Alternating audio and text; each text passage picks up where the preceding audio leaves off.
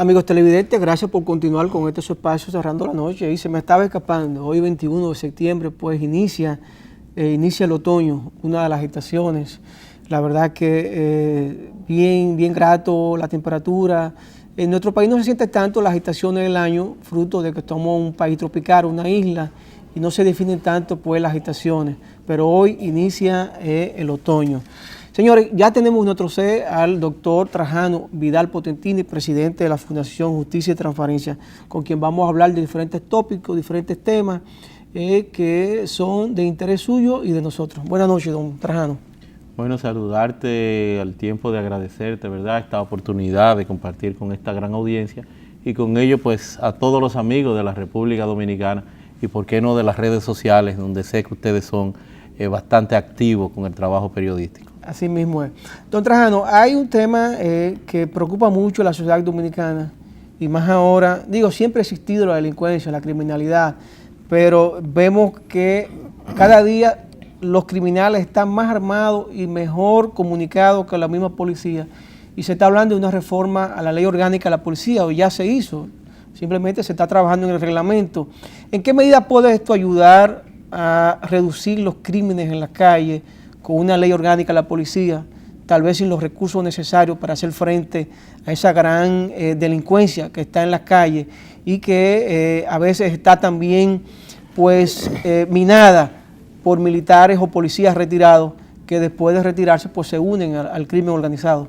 Mira, tengo que, de manera yo diría que categórica, decir que la delincuencia, la seguridad ciudadana, que definitivamente es uno de los grandes problemas que azota a la República Dominicana y por qué no a nivel de percepción también, lo que más peso tienen las mediciones es esa inseguridad, esa zozobra, esa intranquilidad en que hoy viven los dominicanos, bombardeados además por lo que es este influjo de las telecomunicaciones, por qué no de la propia tecnología, redes sociales, donde con mayor crudeza, hora a hora, día a día, se recibe lo que es todo este quehacer delincuencial. Un quehacer delincuencial que supera con creces las posibilidades de la Policía Nacional. El artículo 255 de nuestra Constitución dice que le corresponde a la Policía Nacional salvaguardar la seguridad pública.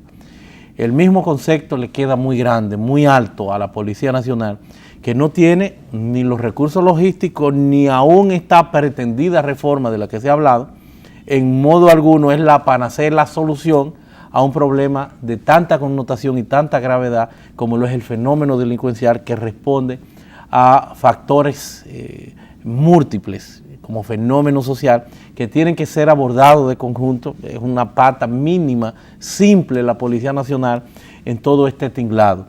Entonces, hablar de delincuencia supone eso, de entrada, diagnosticar, verificar cuáles son las acciones alternativas, cuáles son las causales que traen hoy consigo lo que es ese incremento galopante de la delincuencia. Tenemos ahí la desigualdad social, tenemos la falta de educación, la pobreza, la falta de impunidad, la falta de oportunidades, la impunidad, la corrupción, una serie de factores que solamente de conjunto con políticas sociales, mejores condiciones de vida, mejores posibilidades de economía, mejor ser humano preparado para afrontar lo que es ese medio ambiente hoy que le circunda para poder insertarse al mercado laboral. Si no se logra todo esto, no vamos a atenuar, no vamos a bajar los niveles de la delincuencia en la República Dominicana. Amén de que pudiéramos ir avanzando con el tema de la policía. Se necesita una policía refundada, una policía remozada, pero eso es un paso mínimo, con muchas falencias y con muchos inconvenientes, porque subyace detrás de todo esto, a nivel de la seguridad y de la policía, un tema hasta cultural. Lo primero es que hay que revisar el salario. No podemos hablar de reforma si un policía gana 5.600, 700 pesos apenas. No podemos hablar de reforma integral si no hay el incentivo a la educación, si no hay una seguridad social que ampare ese policía que día a día sale a las calles a enfrentar la delincuencia, si no tienen el apoyo tecnológico y logístico para todo esto. Entonces son esfuerzos que si no se hacen de forma integral, de manera sistémica, con un plan de seguridad ciudadana y convivencia pacífica que integre todos esos elementos, las acciones alternas del gobierno, no vamos a tener una policía que pueda surtir grandes efectos a la hora de combatir, como tampoco una Procuraduría General de la República que es quien maneja la política criminal del Estado. Es una de sus responsabilidades. Hay algo que me gustaría que usted nos ayude, don Trajano, y es que lo que pasa en la República Dominicana pasa regularmente en la mayoría de los países de América Latina porque tienen la misma cultura prácticamente y las mismas situaciones ambientales.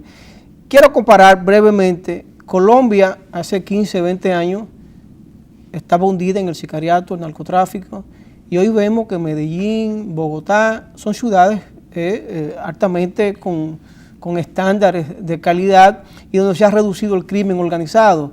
¿Puede la República Dominicana en un futuro exhibir esos niveles que hoy exhibe Colombia, donde pues hace 20 años estaba prácticamente, nadie quería vivir? Y a la vuelta además, como vimos ahí a Ban Ki-moon, ¿verdad?, secretario general de la ONU, de firmar ya también pues un cese al fuego, un acuerdo de paz que también es trascendente para atenuar y para bajar esos niveles de violencia que han estado presentes por tantos años en Colombia. Mira, República Dominicana puede superar a Colombia y a cualquier otro país con creces, porque vienen de una delincuencia producto de lo que es ese narcotráfico, que es el gran motor que genera el quehacer delincuencial en el caso de Colombia y República Dominicana, a la hora de tú aislar como fenómeno social lo que serían los factores de la delincuencia. El narcotráfico también, ya nosotros de ser un país puente nos hemos convertido en un país ya donde ese trasiego de droga en nuestra condición y calidad de puente es pagado en la República Dominicana ya en especie, con drogas. Ya ni siquiera dinero. Ya no es dinero, y producto de eso es la emergencia de un mercado entonces de consumidores que se integran también a esa labor delincuencial. ¿Cómo va el crimen organizado? Pues tocando, si se quiere, todos los estamentos de la sociedad dominicana. Nosotros podemos, lo que tenemos es que diagnosticar, es que verificar cuáles son las causas, identificarlas, hacer un levantamiento y a partir de ahí plantearnos medidas a largo plazo. Nosotros presentamos lo que es el CISPAC, se lo mandamos a las autoridades, nos dimos el tiempo, lo desarrollando, diagnosticando, recogiendo una serie de datos y planteando entonces un sistema que integrara a nivel nacional a la sociedad en pleno. No es un asunto de la policía, es un asunto de los, por ejemplo, de la gente del 911, es un asunto de los ayuntamientos, de los municipios, de los síndicos, alcaldes. Es fundamental que tengan una participación importante. Si tú dices, bueno, el 911 que tiene que ver con seguridad, ¿cómo van a llegar a dar una emergencia rápido si aquí hay calles que tienen... Angosta, intransitable. No solo intransitable, sino que en una calle tú encuentras 5 o 6 números idénticos y que encuentras una parte atrás y que se le ocurre a uno doblar y darle continuidad a la calle. Tiene que haber una organización, tiene que haber equipos de bomberos que estén preparados en los ayuntamientos y que tengan capacidad de respuesta, pero no tienen ni camiones, no tienen ni agua. Entonces hay que dar ese enfoque integral al tema seguridad, incluyendo la sociedad civil organizada, los clubes. El modelo que tenían los cubanos con los denominados comités de vigilancia en los barrios donde tú integres la sociedad, que la sociedad participe, que la sociedad vigile, que la sociedad se empodere y dé también su granito de arena, su aporte en esa convivencia pacífica que aspiramos todos. No es el tema de los patrullajes es una presencia mediática, es importante, pero no suficiente.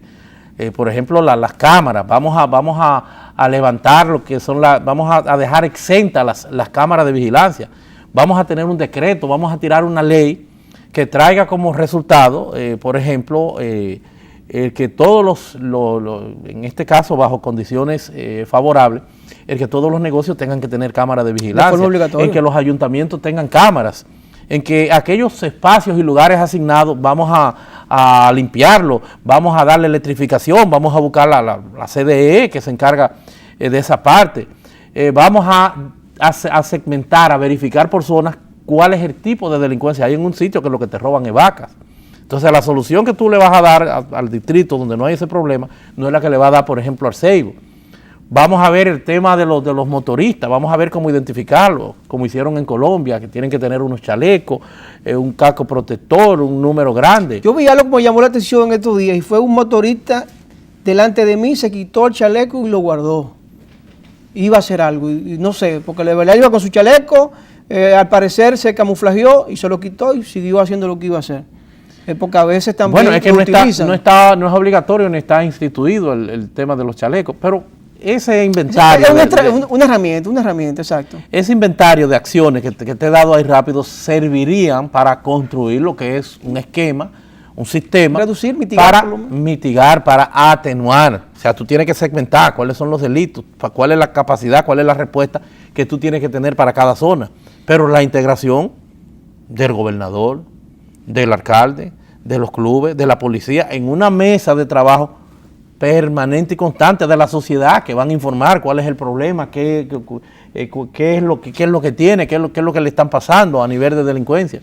Pero hay algo también que preocupa a la sociedad, y es que el delincuente común de calle, de pueblo, muchas veces se queja y dice, pero ven acá, yo soy un ladrón de calle, de barrio, pero sin embargo los funcionarios son ladrones ricos y no caen presos. La impunidad ante la corrupción. La impunidad fue una de las causas que ahorita pues nosotros mencionábamos, claro.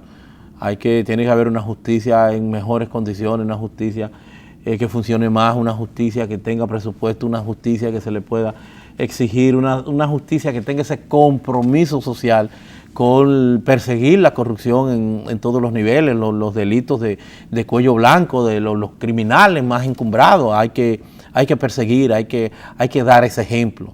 Pero lamentablemente tenemos un Código Procesal Penal que ha devenido en un gran aliado de la delincuencia en todos los niveles, no porque el código sea malo, es un código que ha sido diabolizado, satanizado durante lo que ha sido el trayecto de su implementación, porque el código desde sus inicios no estuvo aplatanado, le quedó grande a la República Dominicana y es un código que tiene una serie de exigencias que nosotros no estábamos en condiciones de verificarlas, de observarlas en la práctica, porque aquí todavía se interroga con un palo en la mano en muchos espacios, en muchos lugares, porque no hay una policía técnica judicial, no hay una policía en capacidad de investigar, de dar seguimiento, no hay los laboratorios adecuados de criminalística. Entonces no podíamos meter ese código que habla de la valoración objetiva de la prueba, que habla de la legalidad de la prueba. Lo que no se ha obtenido de manera legal no puede ser argumentado en los tribunales y son entonces de las debilidades.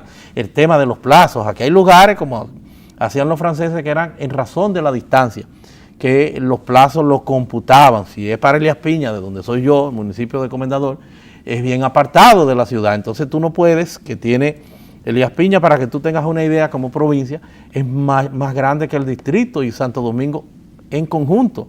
Entonces hay de un sitio a otro, un municipio en donde hay que ir hasta en burros y mulas, que queda a 56, 60 kilómetros de uno de los municipios y de otro hasta más lejano. Entonces la ocurrencia de un crimen que tengan que investigar, que levanten, no hay como presentarlo en 48 horas. Y solo eso tumba un proceso y son de las debilidades entonces que acusa a este Código Procesal Penal de esa legitimidad, de esa legalidad que hay con que hay que llevar las pruebas, las evidencias, los indicios a la hora entonces de argumentarlo en los estrados. Y todo eso pues deviene en que haya una especie de impotencia y que esto siga en aumento. Para seguir con el tema de corrupción, delincuencia, también hay algo que yo creo que afecta mucho y es el sistema carcelario, penitenciario, donde el reo, el individuo, en vez de regenerarse, sale mucho más preparado, mucho más capacitado, porque en la cárcel no tiene esa preparación, no tiene ese adiestramiento para salir a la calle y empezar una vida nueva. Y regularmente lo que hacen es que reinciden más todavía. Mira, eso es un tema también, es un tema sistémico. No es tan bien los que están fuera, no tienen condiciones mínimas. Imagínate los que están en ese hacinamiento, en esta justicia que no funciona en los niveles aspirados, no funciona en los niveles esperados. ¿Qué será el que está preso? Donde ciertamente, como tú observas, son verdaderas universidades de la delincuencia. Lo que van es a perfilarse ya en una especie de maestría en el orden de la criminalidad. No obstante, se han observado, hay que reconocer algunos esfuerzos. El pasado procurador del último gobierno del presidente Leonel Fernández, Radamés Jiménez Peña, pues estuvo encabezando, se identificó bastante con lo que es el nuevo modelo penitenciario y se ha avanzado en esos espacios, en esos lugares, pues sí se da algún grado de regeneración en aquellas personas que delinquen y que caen, pero la mayoría de nuestro sistema carcelario todavía está sumido en ese anterior esquema de La Victoria y de otras cárceles que ciertamente son verdaderas universidades. Son de las cosas que a nivel integral pues tendremos que ir avanzando para dar respuesta de esa reinserción social, que es lo que se procura, es lo que se busca. El día pasado la presidenta de la Cámara de Cuentas, la doctora Lizelot Marte de Barrios, exigió y habló sobre lo que le pide la ley a los funcionarios, que es entregar la declaración jurada de bienes. Y la verdad que yo me pregunto, como ciudadano común y corriente, ¿quién obliga a estos funcionarios, la Cámara de Cuentas, la Contraloría, a entregar esta declaración jurada de bienes? ¿Hay alguna penalización?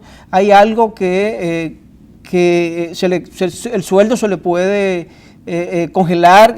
¿Qué medidas se puede tomar para obligar a estos funcionarios a que hagan la declaración jurada de bienes? O si esto se hace de forma melaganaria, como tú quieras. Mira, había una ley, la 82-79, que era la ley de declaración jurada de bienes en la República Dominicana.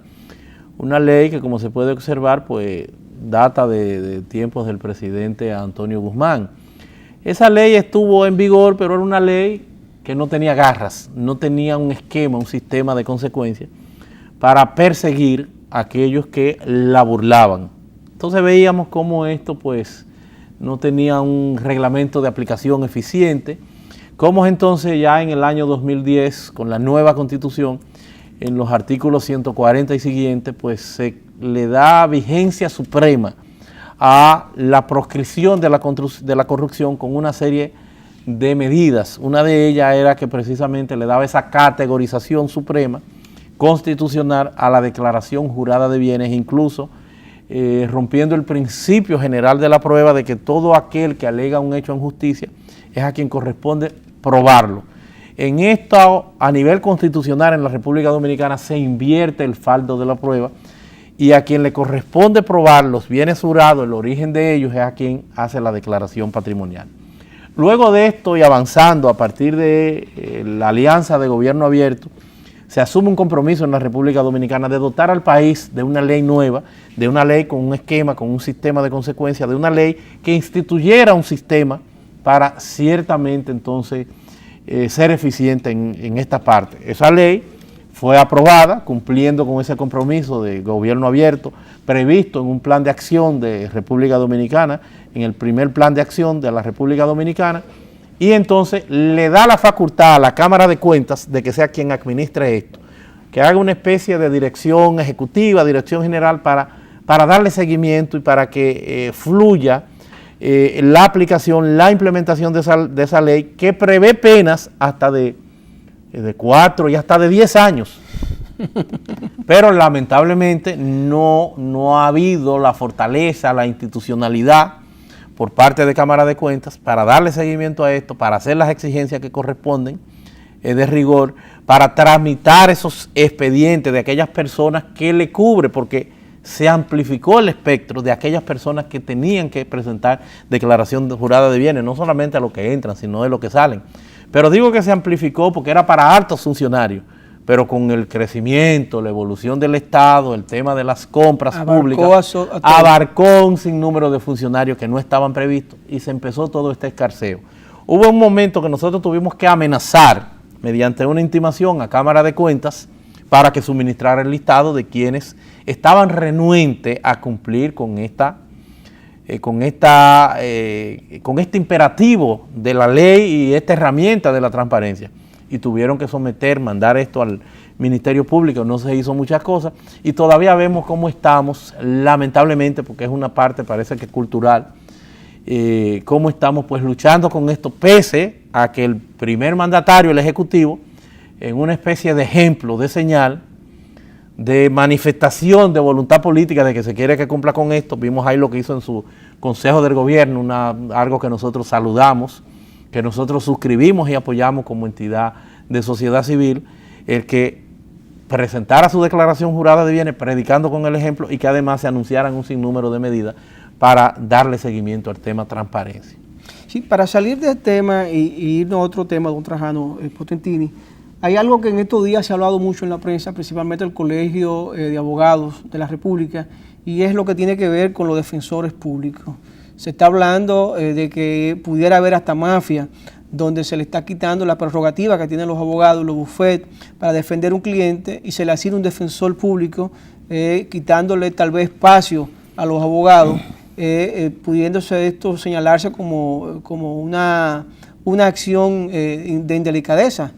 ¿Cómo usted valora esto? Lo primero es que tengo que decirte que como testigo de sección de ese proceso, que lo soy, ciertamente pues soy compromisario de lo que ha sido ese seguimiento, porque al margen de que soy presidente de una institución de sociedad civil, también soy en la actualidad el secretario general del Colegio de Abogados de la República Dominicana.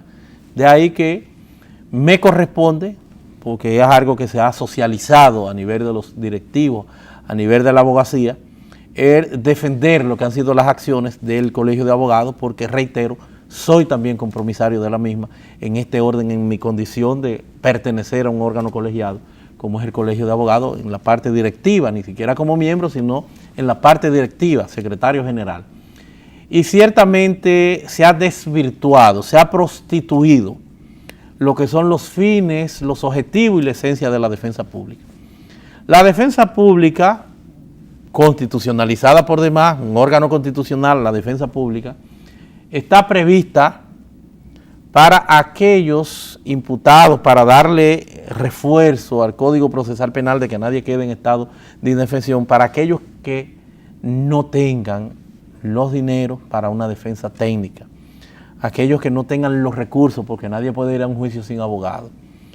Lamentablemente esa defensa pública, 300 y tanto, 400, 500 millones de pesos, de 300 a 500, que se le asigna del presupuesto general del Estado todos los años, es un dinero que está siendo utilizado para servir mayoritariamente, no a los pobres, a los ricos, en una competencia desleal a esa cantidad que hoy suman más de 60,000 abogados a nivel nacional, que ya se le ha sumado, se le ha ido de las manos lo que es esa posibilidad de tener acceso, esa entrada de ingresos, de tener acceso a ese mercado laboral penal que ya ha desaparecido. Cualquier defensor público atesora en poco tiempo cientos y tantos de casos, 150, 200 casos, lo que no he visto yo en toda mi vida, que tengo ya más de 27 años como profesional del derecho, ejerciendo en alguna forma de manera atenuada, porque las funciones académicas, el tema, he estado siempre ligado a la academia, a la sociedad civil, y todo eso pues me ha sustraído a la labor comercial desde librerías jurídicas que he tenido y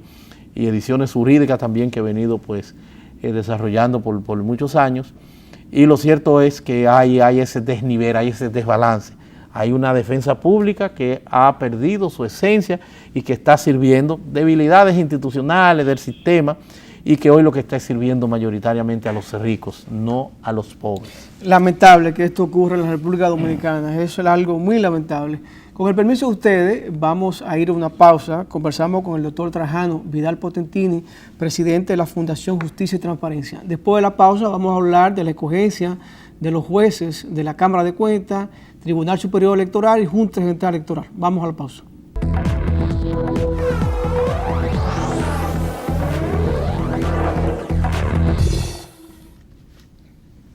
Amigos televidentes, continuamos con esta interesante entrevista con el doctor Trajano Vidal Potentini, abogado de la República Dominicana, presidente de la Fundación Justicia y Transparencia, un destacado activista, yo diría social, que siempre puede estar propugnando, abogando por los derechos de la ciudadanía, de la sociedad dominicana.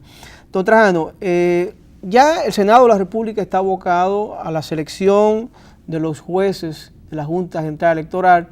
Ya se están pues entrevistando a los futuros o los aspirantes. Está hablando de más de 150 postulantes, los cuales pues van a ser entrevistados. Se habla de que pudiera todo este proceso durar de 2 a 3 meses.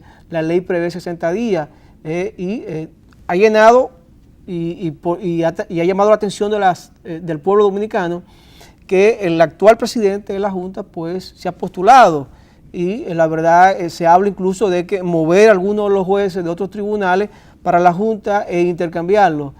Usted como jurista, como abogado, ¿qué entiende usted que debe pasar en la Junta? ¿Un acuerdo entre los partidos políticos o que el Senado de la República haga facultad de la ley y seleccione los jueces de la Junta Central Electoral?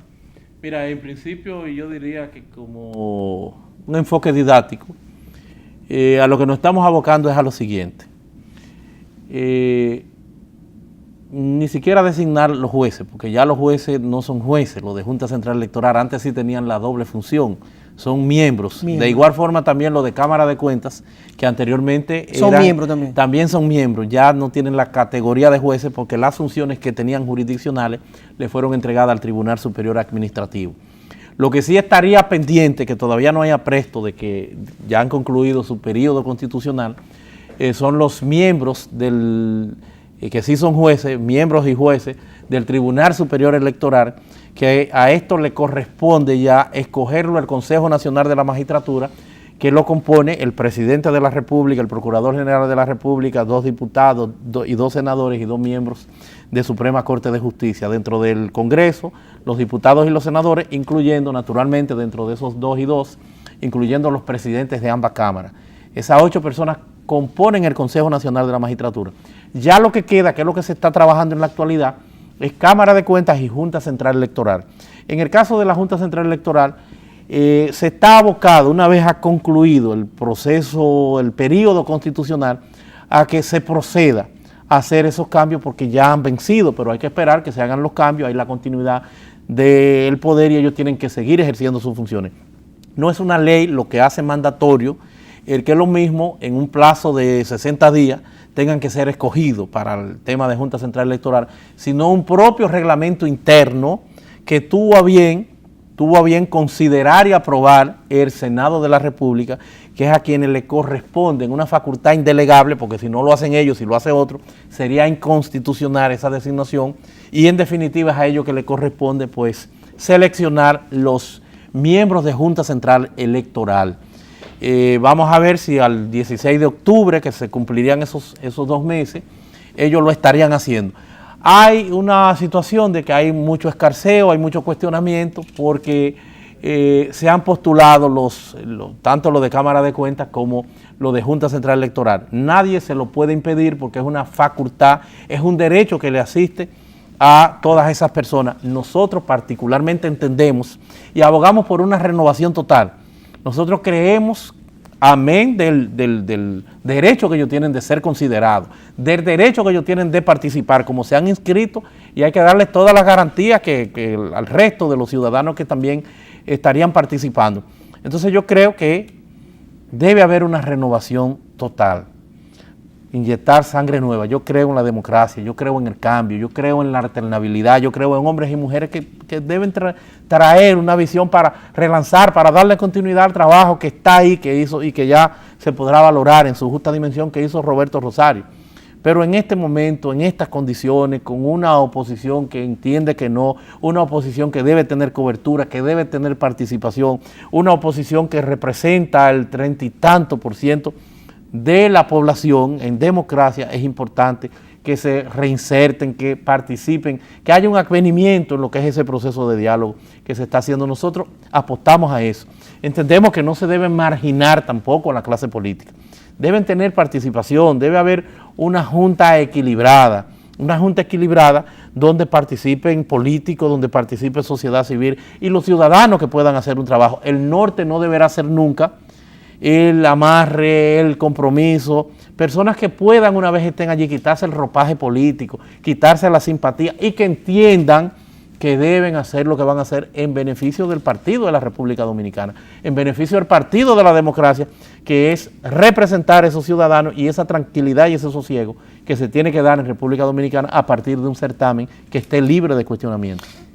Dice la oposición que no quieren una repartición, que no quieren que le den una cuota en ninguno de los estamentos que se está discutiendo, pero también dice la sociedad civil y algunos sectores que en este caso el PLD con mayoría en el Senado de la República tendrá que elegir esos miembros de la Junta Central Electoral, y si no se le da participación a los partidos políticos, pues tendrá que cogerse a la sociedad civil.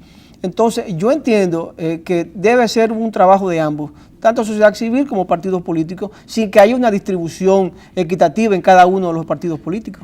En lo absoluto, porque son muy pocos los miembros, pero nosotros entendemos que sí, que tiene que haber una participación justa, equilibrada, sociedad civil, ciudadano, todo el que pueda aportar y todo el dominicano que reúna los requisitos, los requerimientos, está en su derecho de participar de todo ello. Lo que tiene que haber es esa conciencia de darle legitimidad a ese proceso de nuestra clase política, al margen de que el gran detentador ahora mismo de esa voluntad popular, con más de un 62%, es el Partido de la Liberación Dominicana. Porque la democracia es eso, la mayoría, pero haciendo acopio de las minorías, incluso de los pequeños. No solamente el PRM, que es un partido grande, un 35%, sino de los demás partidos. Tiene que haber un diálogo, tiene que haber un consenso, tiene que haber un equilibrio, tiene que haber respetar el tema del género, que participen las mujeres. Todo eso tiene que ser fundamental en este proceso. Tenemos que empezar a cambiar esa cultura de acuerdo de aposento, ese escepticismo que hoy por hoy de manera hasta razonable tienen los dominicanos y dominicanas de no participar. Yo creo en la democracia, yo creo que hay que participar y que libérrimamente, a partir de esas facultades, pero de una conciencia que trascienda lo que ha sido esa tradición de repartición, de botín de guerra, como hacen los políticos, que puedan ya irse aperturando y que puedan entender que hay que cambiar, hay que mejorar. Una pregunta final para concluir el programa. ¿Tiene el partido de gobierno o tiene el presidente de la República posibilidades de modificar la Constitución de la República para una reelección? Bueno, pues está abierto a hacer los cambios de la Constitución. De hecho, nosotros favorecemos que se le hagan una serie de enmiendas y de arreglos a la Constitución, que ya se han pedido, en una especie de relanzamiento de la misma Constitución. Yo, por ejemplo, no estoy de acuerdo con la existencia del Tribunal Superior Electoral. Yo creo que eso es un elefante blanco. Yo creo que ese es un tribunal que solamente tiene oficio en un proceso electoral, fuera de lo que es la rectificación de las actas del Estado Civil que se la han dado de manera errónea, porque no deben tenerla, porque es una violación a los derechos fundamentales de los dominicanos, sobre todo a uno de un derecho cardinal como es el acceso a la justicia. Lo que se ha hecho es un desastre con esa rectificación, tronchándole a dominicanos, incluso para participar hasta como pelotero, la vida, porque te duran 2 y 3 años.